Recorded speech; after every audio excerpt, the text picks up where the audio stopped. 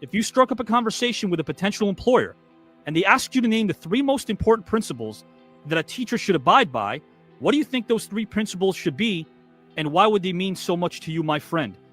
Is, first of all, honesty, which means lack of deception, means forthrightness, straightforwardness, directness. I would also expect compassion, but the ability to listen carefully to everything that students say, because students are teachers too. Your child, my child anyway, became my teacher. I learned. Thought I was teaching him at first how to spell, how to write, how to do all these things, how to perceive the world. But I learned after just a few years that his brain was working so much faster than mine, and something about being a human being, something about being surprised, something about awe, something about wonder. And I think teaching, any teacher, whether you're a college teacher teaching terrorism, or whether you're a kindergarten teacher teaching how to have fun with your friends and how to share, all of those teachers share that one thing: the ability to listen to the student. Do you feel like, from your own observations in life today in 2024, that there are a lot of people that don't want to be hit with the truth, that they'd rather be kissed with a lie? Do you feel like coming up, at least in your era, in your generation, that it might have been a bit of the opposite?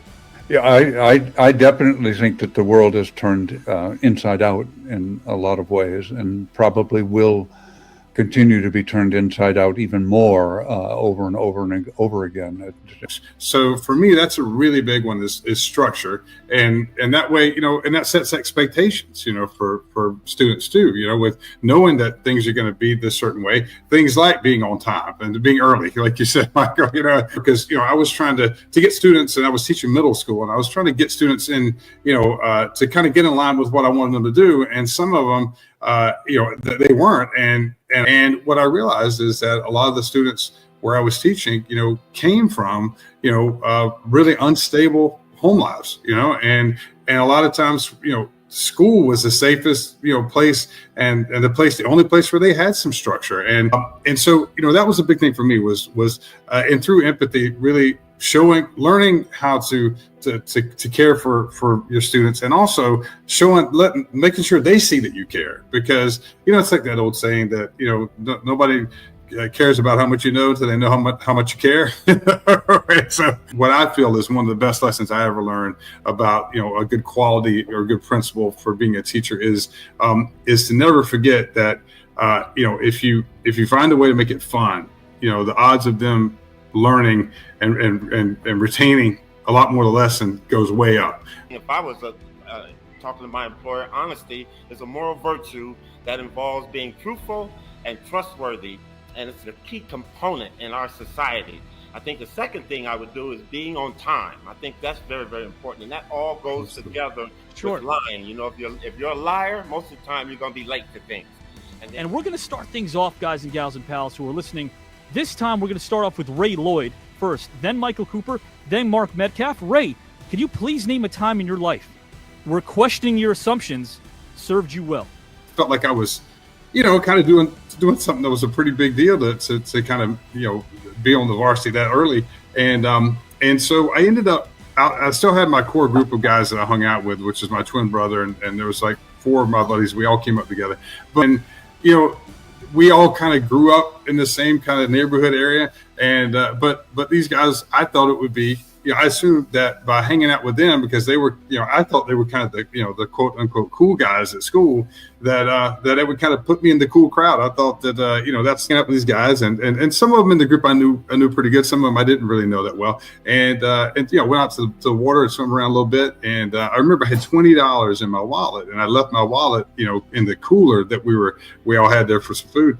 And I came back and my $20 was gone. And, when I had that hard conversation with myself, that I had assumed that hanging out with these guys was going to bring something into my life that I didn't have. And I realized that that wasn't the case. And so I immediately cut ties with those guys. And it kind of, I learned a hard lesson in the beginning, but it served me well in the end, making a hard decision to kind of break away from that. What I tried to do is I always wanted to be a Laker. Every year as I played, you always would hear yourself in a trade rumor, or you'd hear something about they're going to trade Michael Cooper. So I was always assuming that the Lakers were going to trade me. So that made me work my ass off. I got in there. One year I was a little light in the ass. I ate. I did a lot of protein. I ate. Mark and Ray, I ate steak for about 4 months to get some bulk on the game.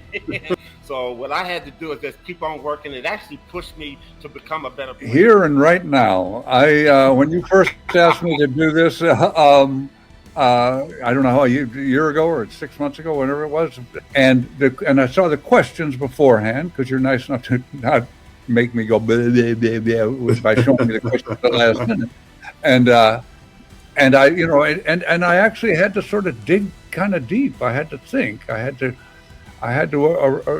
really sort of come to a kind of an understanding about myself, but I learned a lot, just like I have today here, from Michael and from Ray and from you, Avi. I always learned something from you, and that's what we're here for. Like I said, to teach and serve, but to learn. Those preconceived notions, those assumptions that I made about this event. How do you have a competition about philosophical questions? Philosophy is not a competition. And yet, in this environment, this thing has drawn me out of myself and thereby drawn me into myself in some way. And I'm very grateful to you, Avi,